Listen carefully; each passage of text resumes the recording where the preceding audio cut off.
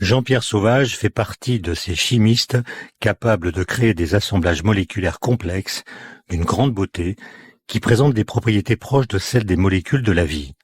Il a reçu en 2016 le prix Nobel de chimie. Il est l'invité exceptionnel de Science en question. Bonjour Jean-Pierre Sauvage. Bonjour Étienne Klein. Vous êtes professeur émérite de l'Université de Strasbourg, vous êtes membre de l'Académie des sciences et je viens de le rappeler, prix Nobel de chimie. Vous venez de publier un ouvrage remarquable intitulé « L'élégance des molécules » qui raconte comment vous êtes parvenu, je cite, à insuffler un ersatz de vie à des molécules qui en étaient dénuées. Et vous commencez cet ouvrage en disant que vous avez passé 45 ans de votre vie dans la chambre à coucher de la nature. Que voulez-vous dire par là? Est-ce que c'est une relation d'amour? C'est certainement une relation d'amour. Disons, la nature inspire tout un ensemble de scientifiques, dont les chimistes des molécules, puisque la nature, ce sont des molécules. La vie, ce sont des molécules. Et le chimiste a les moyens d'essayer, au moins, d'imiter les processus de la vie. Alexandre Dumas a dit un jour que l'amour, c'est de la physique et que le mariage, c'est de la chimie. J'ai jamais compris cette phrase, mais vous qui êtes chimiste, est-ce que vous avez un sens à lui trouver? Le mariage, disons, ça colle assez bien avec la chimie, dans la mesure où les atomes doivent bien s'entendre pour s'assembler et former des molécules. Alors justement, quand on parle de molécules, et sachant que dans cette émission, on aime beaucoup les anagrammes, est-ce que vous avez établi une fois un lien entre les réactions chimiques et les anagrammes?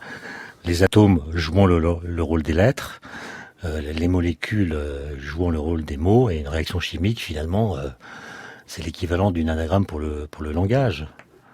Oui, disons, moi, j'ai jamais établi ça, non. Alors vous avez travaillé sur les machines moléculaires au pluriel, dont l'anagramme est macroséisme halluciné. Je sais pas si ça vous parle. Magnifique, oui. Vous dites que vous avez toujours eu besoin d'indépendance. Or, l'anagramme de espace de liberté, c'est idée respectable. Elle a été trouvée par mon camarade Olivier Garcia. Bravo, bravo à tous les deux. Vous êtes d'accord aussi pour dire que renoncer à la liberté, ça serait une errance intolérable, ce qui est l'anagramme. Aussi, oui. Voilà. Bon, ce livre dont on parle, l'élégance des molécules, est très très bien écrit. Est-ce que pour vous, la bonne écriture va de pair avec la bonne science et avec sa bonne narration? Je pense que, bon, c'est pas moi qui le dirai, mais le premier, mais enfin, la manière dont on énonce ce que l'on a envie d'énoncer dépend de la manière dont on a digéré la science qui est derrière. Donc j'espère avoir bien digéré cette science. Et en exergue de votre livre, Jean-Pierre Sauvage, vous citez l'extrait d'un rapport de stage d'une étudiante en chimie que vous avez reçue, elle est japonaise, Oui. et elle écrit ceci: « Au laboratoire Sauvage, les gens ne travaillent pas beaucoup, mais ils aiment bien boire du thé et du café tout ensemble. » C'est vrai qu'on ne travaille pas beaucoup dans votre laboratoire? C'est pas complètement vrai, non. C'est vrai qu'on boit du thé et du café ensemble, mais c'est pas vrai qu'on travaille pas beaucoup. Simplement, venant du Japon, elle était habituée à un système beaucoup plus directif et beaucoup plus de contrôle sur les horaires. Alors, vous le dites vous-même, le halo symbolique de la chimie n'est pas très positif dans l'opinion. Vous dites que le cliché fait du chimiste un alchimiste hirsute qui examine à la loupe un tube à essai fumant, renfermant sa dernière potion, ou bien un autre cliché veut qu'il soit un industriel machiavélique, cigare aux lèvres, repu d'avoir trouvé une formule de son pesticide encore plus toxique que la précédente. Mais quand on lit votre ouvrage, on se rend compte que la chimie, c'est bien autre chose. La chimie, c'est une belle science. Au niveau esthétique, simplement, au niveau des idées. Disons, avoir des raisonnements de chimie relativement élaborés et qui vont déboucher sur quelque chose. Ce sont déjà de beaux raisonnements. Et les objets qu'on fabrique, les molécules, donc malheureusement, on ne peut pas les voir à l'œil nu. C'est le point faible de l'art du chimiste. Mais si on arrive à les grandir suffisamment, on va obtenir des objets magnifiques que tout le monde serait capable d'admirer, simplement pour leurs propriétés esthétiques. On sent que l'esthétique a joué un rôle dans votre parcours. Vous avez décidé assez tôt de devenir chimiste. Est-ce que vous pouvez nous dire quelles ont été les grandes étapes de cette passion finalement. Oui, passion, oui, c'est sans doute le mot. Disons, très jeune, je me suis intéressé à la chimie, je vivais à la campagne, et il n'y avait pas grand-chose à faire, disons, en dehors de s'intéresser à la nature. Donc la biologie a tout de suite été une passion, et j'ai commencé à prendre des feuilles, cueillir des pétales de fleurs, etc., et essayer de voir ce qu'il y avait dedans. Extraire des molécules à l'intérieur d'un matériel végétal. Donc Jean-Pierre Sauvage, à 13 ou 14 ans, vous êtes 15 ans, de ce qu'on appelle un bécher. Oui, Bécher, Verlaine, voilà, Meyer. Et comment est-ce que vous vient l'idée de faire ces choses et comment est-ce que vous savez comment les faire, puisque les cours de chimie au collège ne sont pas suffisants pour qu'on puisse... Oui, disons, je savais qu'on pouvait... c'était quelque chose de connu, que si on dépose des chlorophylles sur une feuille de papier, en faisant passer ensuite un solvant, et notamment de l'eau, on arrive à séparer des chlorophylles, différentes formes des chlorophylles. Donc ça a été des expériences qui m'ont fasciné. Et vous avez décidé Alors vous avez fait une classe préparatoire à Strasbourg, oui, voilà. Après avoir beaucoup voyagé. Après avoir voyagé comme un fou, oui. Parce que votre père était militaire. Bon, le monsieur qui m'a élevé, disons, qui était mon beau-père, était militaire, et j'ai déménagé, je sais pas, 15 fois. Et donc vous avez décidé de faire vos classes préparatoires à Strasbourg. À Strasbourg, voilà. Et vous avez décidé d'y faire une grande école, enfin de m'y fixer. De m'y fixer. Absolument. Et la raison que vous citez dans votre livre, qui m'a beaucoup surpris, c'est que vous aviez planté des souches dans un jardin, j'imagine, et que vous ne vouliez pas les abandonner, et donc vous vouliez une école, rentrer dans une école, l'école chimie de Strasbourg, oui. qui était là. Je voulais rester à Strasbourg, disons, pour plusieurs raisons. Plutôt que d'aller à Polytechnique ou dans d'autres grandes écoles. Oui, écoles. bon, je sais pas si j'aurais eu les concours, mais disons, ça me semblait pas non plus essentiel. Alors, il y a une question qu'on doit vous poser souvent, Jean-Pierre Sauvage. Est-ce qu'on est capable, ou est-ce qu'on sera bientôt capable de comprendre ce qui fait que la vie est la vie, l'origine de la vie? Est-ce que c'est une affaire de chimie, de biologie, ou bien est-ce que la biologie a finalement une sorte d'extraterritorialité par rapport à la physique, au sens où les lois biologiques seraient d'autres lois que les lois qui gouvernent la matière dans ce qu'elle a d'inerte? Disons, de mon point de vue, la biologie moléculaire, c'est de la chimie. Il y a des molécules, ce sont des molécules. Toute la chimie, disons, toute la biochimie, toute la biologie moléculaire est fondée sur des molécules que l'on pourrait synthétiser, que l'on pourrait fabriquer si on en avait envie, pour le chimiste. Donc il n'y a pas de frontière réellement entre chimie moléculaire, biochimie et biologie moléculaire. Votre grande affaire, Jean-Pierre Sauvage, c'est la synthèse. Oui, c'est la synthèse. La synthèse, ça veut dire on prend deux molécules différentes et on essaie à partir d'elles d'en faire une troisième. Oui. Alors vous racontez, plus compliqué. Et vous racontez que, alors que vous étiez très jeune, vous avez pris un verre de vin qui contient de l'éthanol. Vous l'avez mélangé avec un verre de vinaigre qui contient de l'acide acétique. Vous avez chauffé l'ensemble et vous avez ainsi produit une nouvelle molécule qui s'appelle l'acétate d'éthyle, dont l'odeur ressemble à celle des tubes de colle à papier. Absolument. Qu'est-ce qui vous a donné cette idée? C'est un professeur qui vous a indiqué le protocole? C'était déjà dans nos cours de chimie. Ça s'appelle une réaction d'estérification.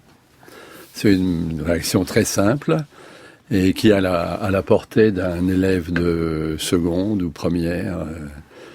Et c'est magique parce que tout d'un coup, l'odeur du mélange change complètement et on a cette odeur agréable d'acétate d'éthyle, alors qu'avant, ça sent un peu le vinaigre, c'est tout, quoi. Donc il y a quelque chose de magique dans la chimie? C'est des transformations qui surprennent? Oui, c'est des transformations de molécules en d'autres molécules, souvent plus complexes, souvent plus intéressantes. Et pour revenir à la synthèse, si vous me permettez, donc ça c'est une synthèse extrêmement simple. Éthanol plus acide acétique donne acétate d'éthyle, la molécule parfumée. Mais bien sûr, il y a des opérations de synthèse extrêmement complexes qui font intervenir des dizaines et des dizaines d'étapes différentes. Alors justement, là, une des premières opérations ils ont interrogé l'origine de la vie et qui a fait beaucoup de bruit, c'est celle qu'a réalisée en 1953, si ma mémoire est bonne, Stanley Stanley Miller. Miller, oui. Alors, qu'est-ce qu'il avait fait exactement? Alors, Miller avait essayé de reproduire l'atmosphère primitive, en prenant aussi une soupe primitive, et qui contenait des molécules extrêmement simples, de l'eau, de l'azote. Ensuite, il a sophistiqué un petit peu son expérience en rajoutant du dioxyde de carbone, et il a fait passer des arcs électriques au-dessus. Donc c'est exactement des orages, hein, très, très violents. Et la soupe primitive qui était en dessous, il s'est rendu compte que plus on faisait passer d'arcs électriques, et plus elle contenait de molécules proches des molécules de la vie, et notamment des aminoacides. Les aminoacides sont les briques des protéines. Au nombre de 20. Voilà. Il en a réalisé Oui, 5 ça. ou 6. Oui, au début, et ensuite ils ont refait d'autres manips où ils ont obtenu pratiquement la totalité. En ajoutant du gaz carbonique. Oui, c'est ça. Voilà. Donc on arrive quasiment à refabriquer à partir de conditions particulières tous les éléments des protéines. Est-ce que ça veut dire qu'on a compris comment la vie est apparue? Non. Je crois qu'il faut rester lucide. Disons, on a compris que il est très vraisemblable que les aminoacides qui ont été nécessaires à la formation des protéines, qui sont les éléments essentiels de la vie, aient pu être obtenus, disons, il y a très très longtemps, avec simplement l'atmosphère de l'époque et des orages violents. Mais Jean-Pierre Sauvage, si j'arrive avec 2 molécules, dont je connais la nature, la composition en atomes, est-ce que vous êtes capable de me dire a priori, sans faire d'expérience, si elles sont capables de s'associer par une synthèse? Oui, sans doute, oui. Dans tous les cas? Dans beaucoup de cas. Oui, même quand le nombre d'étapes qu'il faut réaliser pour obtenir cette synthèse peut être très élevé. Vous citez l'exemple de la synthèse de la vitamine B12. B12 qui a été synthétisée il y a quelques dizaines d'années grâce à la réalisation de plus de 100 étapes successives. Un grand nombre de chercheurs, de doctorants dont vous avez établi la comptabilité. Ça veut dire que c'est extrêmement complexe? C'est extrêmement complexe. Non, je pensais que votre question était, si je vous montre 2 molécules, est-ce que vous êtes capable de dire si elles vont réagir pour donner une 3e molécule en une étape? Mais bien sûr, prévoir plusieurs dizaines d'étapes à l'avance, ça me paraît complètement impossible. Alors vous citez un autre exemple dont j'ignorais l'existence, je dois l'avouer, la brévétoxine B, qui elle réclame 135 étapes. Et donc, 136 étapes. Là, j'imagine qu'on ne sait pas a priori si c'est possible. Il faut le faire pour le démontrer. Bien sûr. Et disons, il faut aussi bien comprendre qu'en synthèse, les choses ne marchent en général pas exactement comme on l'a prédit. C'est-à-dire qu'on va buter à un moment, il faut revenir, il faut changer la route, on va prendre un autre virage, recommencer, et puis peut-être que de nouveau on va avoir une barrière, il faudra reculer de 3 étapes, etc. Mais il faut y croire. Il faut vraiment être déterminé. C'est votre cas. Oui, c'est mon cas. Alors, je vous ai présenté comme un homme de synthèse, enfin fasciné par les synthèses en chimie, mais votre grand truc, si j'ose dire, c'est plutôt c'est surtout la photosynthèse. Oui. Alors, est-ce que vous pouvez nous rappeler en quoi elle consiste et pourquoi vous considérez qu'elle a quelque chose d'extraordinaire? Oui. La photosynthèse, disons, elle est à l'origine de la vie que l'on connaît sur notre planète, puisque elle permet de transformer le dioxyde de carbone et l'eau, 2 molécules d'une simplicité absolue, en sucre, en tissu pour les plantes.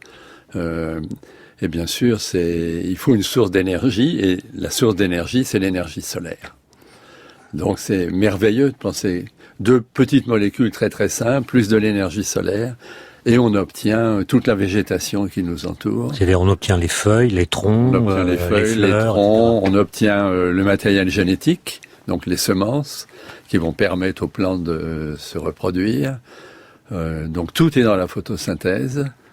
Et les chimistes sont fascinés depuis très longtemps par la photosynthèse.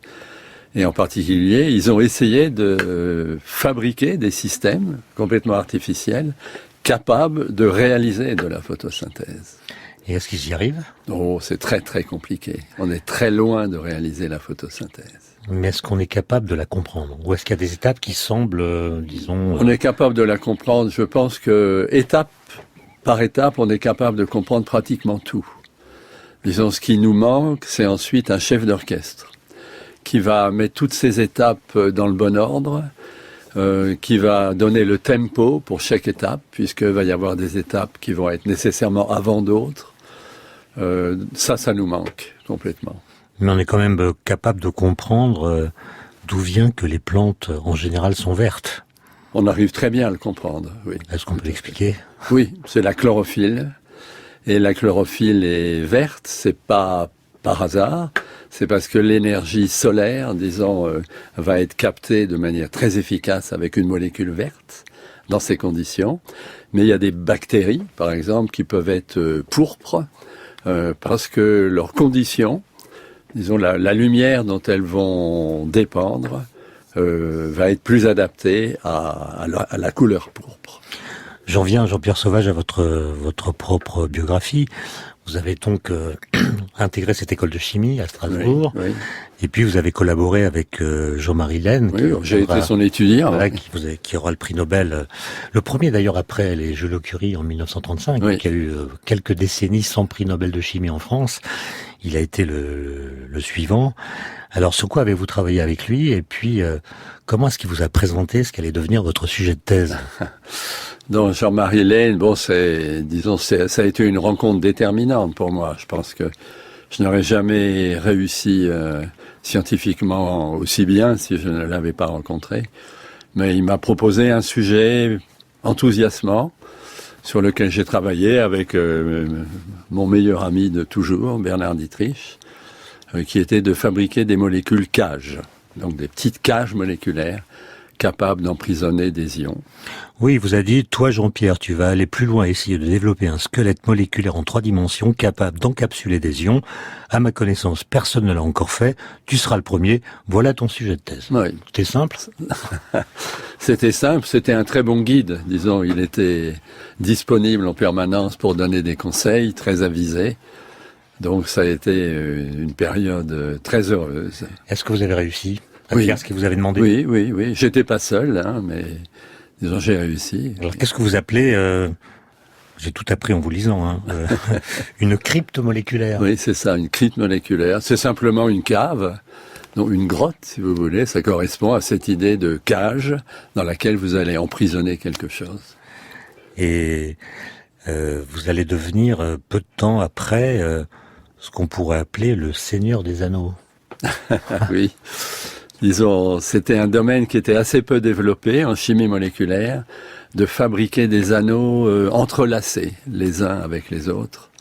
Donc 2 anneaux entrelacés qu'on appelle un caténane, comme du latin catena, qui veut dire chaîne. Donc 2 anneaux entrelacés, c'est la plus petite chaîne à laquelle on puisse penser. Avec donc c'est des chaînes c'est des anneaux qui sont composés d'atomes. Oui, c'est ça. Des sortes de molécules circulaires, on peut dire ça comme ça. Voilà, c'est tout à fait. Ce sont 2 molécules circulaires qu'on arrive en fait à imbriquer, à entrelacer l'une avec l'autre. Et c'était des molécules qui semblaient extrêmement difficiles à fabriquer avant. Et disons, ce qui a un petit peu débloqué ce domaine, c'est une idée très simple et une réaction très simple qui a permis de fabriquer ces molécules. C'est-à-dire, alors, moi, ça m'impressionne beaucoup ce que vous racontez. Comment est-ce que, le problème étant posé comme Jean-Marie Laine vous l'a indiqué, oui. Comment est-ce qu'on commence? Par quoi on commence? Comment est-ce qu'on mature un projet de cette sorte? Oui. Alors, ça, c'est différent des anneaux entrelacés. D'une façon générale, quand on a un objectif comme celui-là, alors, en tant que chimiste, qu'est-ce qu'on fait? Disons, il y a une démarche. La première démarche, c'est de dessiner les molécules que l'on veut obtenir. Donc faire un dessin. Leur topologie. Leur topologie, leur topographie, leur forme aussi. Donc les dessiner sur une feuille de papier et les laisser un peu maturer dans son esprit pour voir comment on pourrait attaquer le problème de la synthèse. Parce que la synthèse est extrêmement difficile, rien que de trouver une route raisonnable. Donc une fois qu'on a bien digéré les molécules que l'on veut synthétiser, alors on peut commencer à approcher la voie de synthèse en 1 étape, 2 étapes, 3 étapes, n étapes. Et une fois que tout ça est bien en place, alors on démarre le travail expérimental.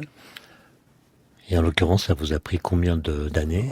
Disons, alors pour les cryptates, c'était pas très très long. Disons mon travail de thèse avec Jean-Marie Laine, c'était quelques quelques réactions, peut-être 7 ou 8 réactions, donc 7 ou 8 étapes. Et pour d'autres, ça peut être beaucoup, beaucoup plus. Et pour les caténanes, donc 2 anneaux entrelacés, c'était même encore pratiquement plus rapide, parce qu'on a eu la chance, en travaillant sur des problèmes de photosynthèse, d'avoir une idée, disons, liée aux molécules sur lesquelles on travaillait pour faire de la photosynthèse. Et cette idée nous a fait changer complètement de domaine et nous a emmenés vers des anneaux entrelacés. Et quand on vous racontait comment vous avez procédé, on sent chez vous presque une obsession qui vous prend la tête pendant de longues heures chaque jour. Oui, mais disons c'est le métier du chercheur. Même le week-end, le samedi matin, vous lisez des revues. Oui, ça c'est important. Disons c'est quelque chose qui a un petit peu disparu parce que maintenant la littérature scientifique, les gens l'approchent en ligne. Donc, ils ne feuillettent plus de journaux, comme dans le temps. Et je le regrette d'une certaine manière, on rate quelque chose, c'est qu'en feuilletant un journal, on va par accident tomber sur un article peut-être intéressant, relativement éloigné du domaine dans lequel on travaille, mais qui peut vous apporter des idées. Qui peut entrer vous en résonance avec vos propres préoccupations. Voilà, avec vos propres projets. Est-ce que ça s'approche de la sérendipité, comme on l'appelle, c'est-à-dire le fait oui. de trouver quelque chose qu'on ne cherche pas, oui. en ne trouvant pas ce qu'on cherche? Vous avez totalement raison. Disons, ça correspond à de la sérendipité, sans aucun doute. Est-ce que vous-même, vous avez eu des expériences de sérendipité? Vous avez, oui, par hasard, on a eu de la choses. chance, oui. Ben, vous appelez ça de la chance? Oui, oui. De la chance, c'est-à-dire, par exemple, faire des caténanes, ça provenait d'une idée qui était due au hasard, en grande partie. C'est-à-dire, qu'est-ce qui s'est passé? Ce qui s'est passé, on travaillait sur des molécules pour faire de la photosynthèse, et tout d'un coup, alors je peux dire j'ai réalisé que ces molécules pouvaient être utilisées pour toute autre chose, et notamment fabriquer des molécules à anneaux entrelacés. Mais ça, c'est pas exactement de la chance, c'est parce que votre esprit était préparé. Oui, il y a un peu de vrai aussi, oui. Un autre que vous n'aurait pas eu forcément la même idée. Peut-être, oui.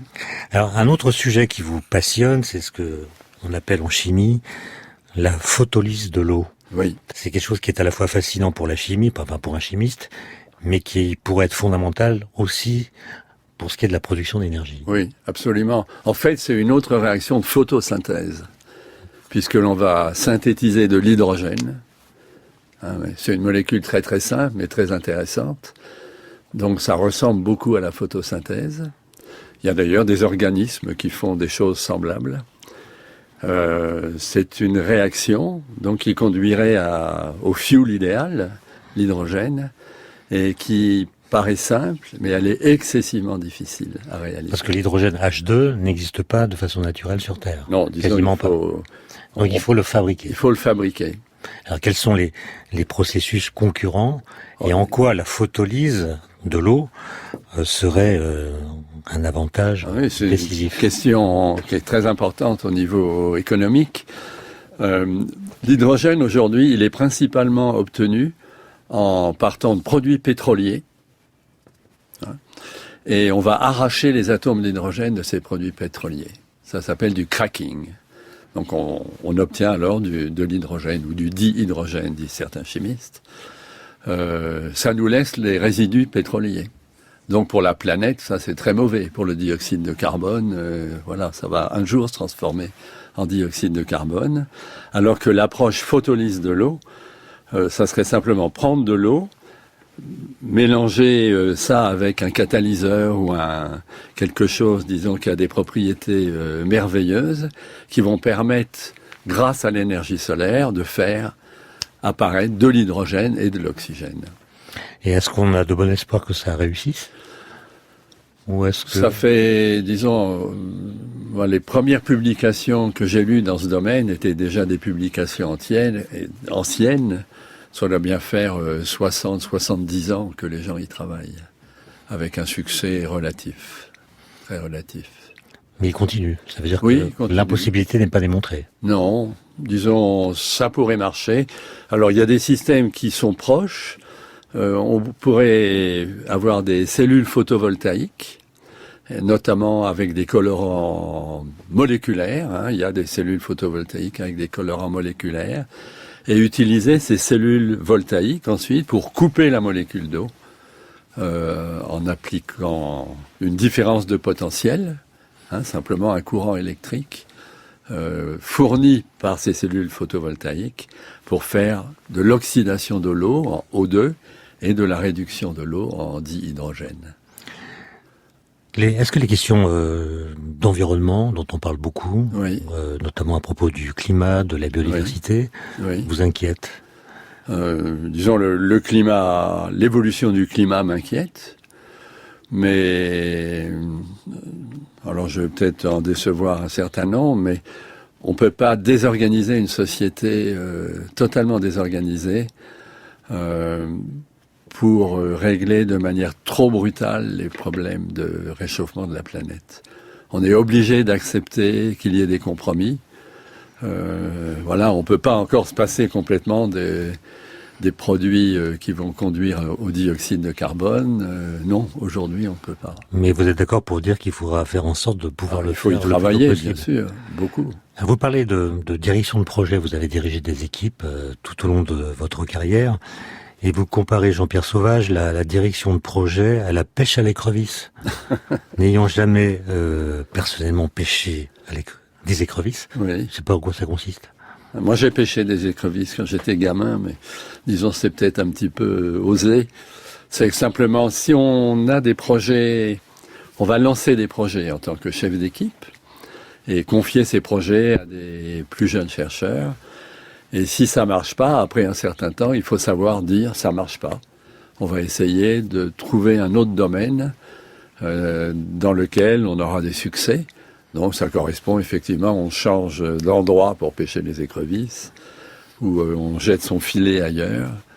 Et je pense que beaucoup de chercheurs un peu ambitieux travaillent comme ça.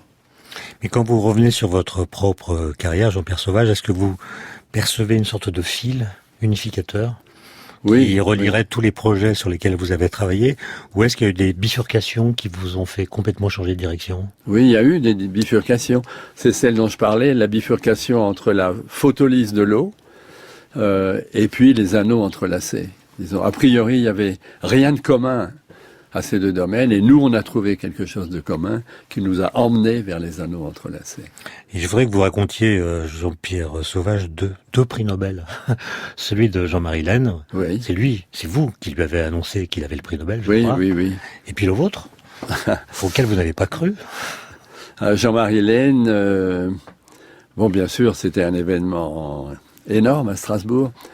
Mais Jean-Marie Laine était chez lui, et je crois que les gens essayaient de le contacter. Il n'y avait pas de portable à l'époque. Il n'y avait pas de portable, c'était en 87, et il restait chez lui, il a dû boire un café un peu plus longtemps que d'habitude, et les gens du CNRS, la direction du CNRS, me connaissaient.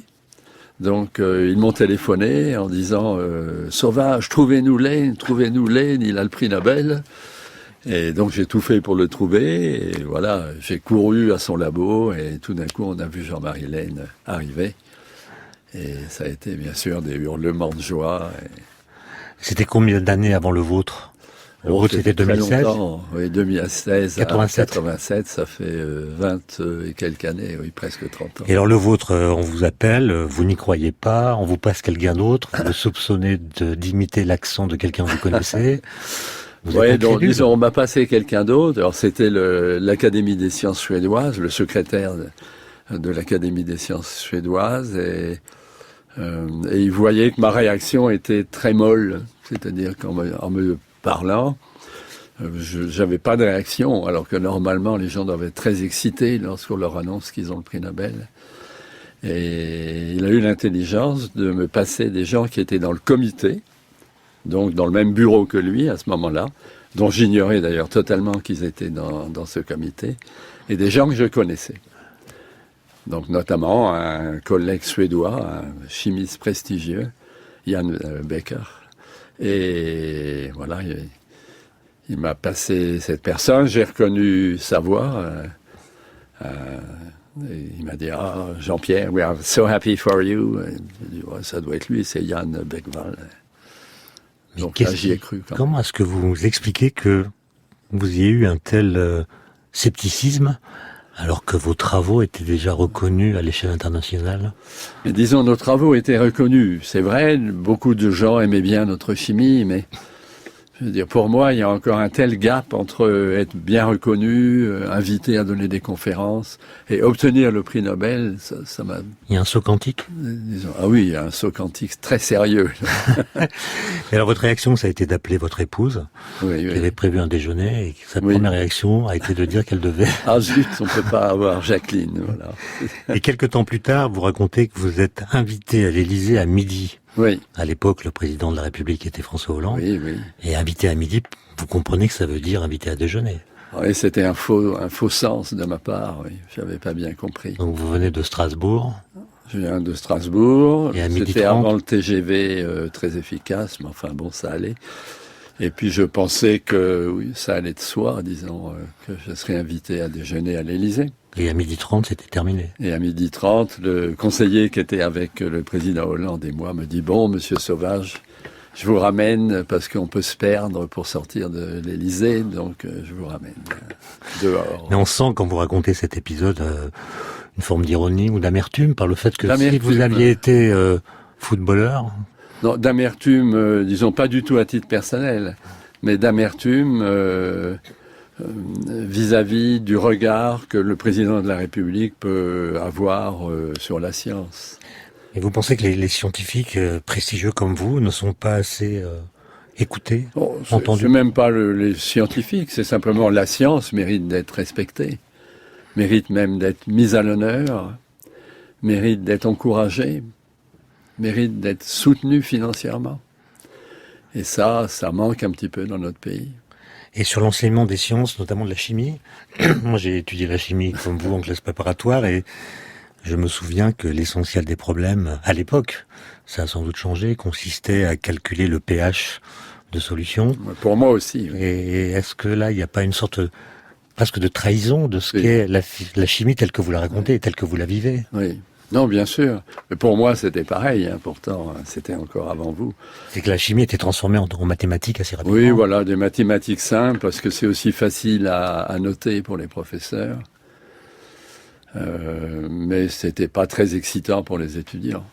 Qu'est-ce qu'il faudrait faire? Il faudrait emmener les élèves dans les bois, herboriser. Je pense que vous avez une passion pour le jardinage, par exemple. Oui, oui. Bah, est-ce qu'elle est connectée à votre amour de la chimie? Oui, c'est de la chimie aussi. Disons, c'est de la biochimie. Hein. Lorsqu'on plante une graine et qu'on voit comment elle pousse, c'est le meilleur exemple de photosynthèse. D'abord, il y a une germination et ensuite, la photosynthèse commence à marcher parce que ça devient vert et qu'il y a des molécules de chlorophylle. Mais je pense qu'il y a moyen de présenter la chimie de manière beaucoup plus attrayante que l'approche, disons, dont les gens de l'enseignement la font apparaître. Vous dites aussi qu'en classe préparatoire, il y avait une espèce de règle implicite et même parfois explicite. Oui. Les meilleurs vont faire des mathématiques, ceux qui sont un peu moins bons vont faire de la physique, oui, oui, et ceux qui vrai. sont et ceux que vous appelez les nuls vont faire de la chimie. C'est absurde. Oui, je trouve aussi que c'est absurde. Absolument. D'où ça vient? Est-ce qu'on connaît l'origine de cette façon d'orienter? C'est très français. Hein. Oui, bien sûr, c'est français, mais il faut quand même expliquer. Ça suffit pas de dire que c'est français pour comprendre l'origine de la chose. Non. Franchement, est-ce que ça vient du classement des disciplines scientifiques par Auguste Comte? Je pense que ça pourrait être ça, oui, je pense. Mais et c'est quelque chose qui est resté dans la tête de certaines personnes. Et vous êtes une sorte de contre-exemple, puisque vous étiez très très bon en maths, et aussi bon en chimie. Oui. Donc vous avez dû presque imposer votre choix contre l'avis des professeurs. Ah, je l'ai imposé, oui, sans aucun doute. Oui, j'étais meilleur en maths qu'en chimie. Mais j'avais quand même envie de faire de la chimie parce qu'il y avait un côté fascinant. Est-ce que les mathématiques vous servent beaucoup en chimie? Oh, ça m'a servi à un moment, mais disons, ça peut servir, ça va dépendre des domaines. À moi, assez peu. Si ce n'est que sur le tard, j'ai essayé d'apprendre un peu de topologie, de théorie des nœuds. Bon, mon niveau en théorie des nœuds est en dessous de modeste. mais ça m'a servi, disons. Est-ce que, Jean-Pierre Sauvage, dans le domaine qui est le vôtre, disons la synthèse en chimie, la simulation Oui. numérique, Oui, à base donc de mathématiques, oui, est très utilisée. oui, Et est-ce qu'elle est très prédictive? utilisé. Est-ce qu'elle est prédictive? Est-ce qu'on peut prévoir Oui. ce qui va se passer quand on met ensemble telle molécule avec telle autre? Disons, c'est beaucoup plus prédictif au niveau des propriétés des molécules. Molécules hypothétiques, hein, celles qu'on va rentrer via des programmes dans des ordinateurs. Les propriétés, on va pouvoir les prévoir relativement bien. Maintenant, les synthèses, les voies de synthèse, fondées exclusivement sur du calcul, c'est beaucoup plus difficile. Donc les expériences demeurent indispensables. Les expériences sont totalement indispensables. Est-ce que vous pensez qu'un jour on pourra tout simuler? Les expériences étant... Je pense, quand on aura vraiment acquis énormément de données expérimentales et qu'on pourra les rentrer dans des systèmes performants de AI, intelligence artificielle. Est-ce que Jean-Pierre Sauvage, un chimiste aujourd'hui, doit bien connaître la physique quantique? Disons, il est préférable qu'il en connaisse une partie. Il comprendra mieux pourquoi certains atomes ont envie de se lier les uns avec les autres, d'autres pas. Ça lui permettra aussi, je pense, de connaître des propriétés des molécules, propriétés importantes, sur des niveaux d'énergie, d'état excité, des choses. Mais quand vous dessinez les molécules, j'ai vu ça dans l'une de vos conférences, Oui. Les atomes, c'est des sortes de grosses billes. Oui, oui. Et donc ils n'ont pas les propriétés que la mécanique quantique leur attribue. Ils sont simplifiés comme s'ils étaient des objets classiques. C'est vrai, c'est complètement vrai. Mais disons, il faut quand même connaître de la physique quantique ou chimie quantique lorsqu'on s'intéresse aux propriétés de la molécule. D'ailleurs, à ce propos, j'ai une petite remarque à vous faire. Vous dites à un moment, vous citez le principe d'incertitude de Heisenberg, Oui. et vous dites on ne peut pas connaître avec une précision arbitraire la vitesse et la position Oui. des particules. Oui, En fait, c'est pas qu'on peut pas les connaître, c'est qu'elles n'existent pas en tant que telles. oui, Donc c'est pas une limitation de notre c'est pouvoir vrai, de c'est connaître. mal exprimé, je suis d'accord. Non, tout c'est à pas, fait. c'est comme ça qu'il Ouais. est raconté dans tous les manuels. Ouais, ouais. Mais ça peut être trompeur quand on essaie de C'est vrai. comprendre l'implication de cette chose. À la fin de votre livre, Jean-Pierre Sauvage, vous parlez de Dieu. Enfin, vous posez la question de Dieu et vous dites cette phrase: si Dieu existe, il n'a aucune raison d'être le Dieu des seuls hommes. Alors quel est votre argument? J'assume Oui, bien sûr. complètement. Vous l'avez écrit, donc j'imagine que vous Oui, l'assumez. Mais quel est votre raisonnement pour arriver à cette C'est un raisonnement très simple. C'est que l'homme est un produit de l'évolution, c'est tout. et donc Comme s'il y a les un Dieu- palmiers, il n'y en a pas ici, mais comme tout ce qui vit sur la planète aujourd'hui, disons, c'est un produit de l'évolution biologique, c'est tout. Donc si un Dieu, c'est un Dieu du vivant en général. C'est un dieu du vivant. Voilà, où c'est même, disons, le vivant, à mon avis, le vivant est apparu grâce à une soupe primitive qui, à un moment, a engendré des cellules qui ont commencé à se reproduire. Donc je vais être sans doute plus radical, mais pour moi, Dieu, c'est le Big Bang. Hein. Mais le Big Bang, c'est pas l'origine. Ah, mais là, alors je vais vous retourner quand même ce que vous m'avez dit, c'est que définir le temps pour le Big Bang, disons, ça va être un temps à notre échelle, mais parler d'avant le Big Bang, il y a des physiciens qui sont choqués lorsqu'on parle du temps pré-Big Bang. Absolument, mais ce que je voulais dire, c'est que ce qu'on comprend comme étant le Big Bang aujourd'hui, c'est pas l'instant zéro qui serait le déclenchement de tout ce qui existe, c'est quelque chose qui traduit une sorte d'évolution de l'univers à partir de conditions qu'on peut décrire, en amont desquelles notre physique est impuissante. Tout à fait. Et le en amont d'eux, ça correspond à ce qu'on appelle le mur de Planck. Oui, Donc dire que le Big Bang, c'est la création de l'univers, c'est un raccourci tout à que fait. la physique Tout à d'aujourd'hui fait ne d'accord. cautionne pas. Jean-Pierre Sauvage, vous savez qu'on découvre presque tous les jours de nouvelles exoplanètes. Oui, je sais. Et cette découverte qui est très très prolifique Oui. laisse penser, en tout cas beaucoup le disent, que la vie extraterrestre serait possible par le fait que plus il y a de planètes et plus la probabilité qu'on y trouve de la vie est élevée. Mais est-ce que ce raisonnement est juste? Est-ce qu'on pourrait pas imaginer que la Terre a une histoire qui est tellement contingente, tellement particulière, que toutes les synthèses dont vous parlez, dont vous dites qu'elles sont parfois très difficiles, presque miraculeuses, n'auraient pu se produire que sur notre planète? disons, de mon point de vue, ça relève plus du calcul de probabilité. Mais je serais étonné qu'on n'arrive pas à des nombres gigantesques d'exoplanètes rapidement. Ça, d'ailleurs, depuis les travaux récompensés par le prix Nobel de Mayer et autres, je sais pas. Enfin, quand on discute avec des gens qui sont très branchés dans ce domaine, ils avancent des chiffres d'exoplanètes, enfin des nombres d'exoplanètes potentiellement qui peuvent être d'une 10 puissance 10. Oui, mais ma question, c'est est-ce que l'argument statistique est pertinent ou pas? À mon avis, oui, mais c'est un point de vue, c'est tout.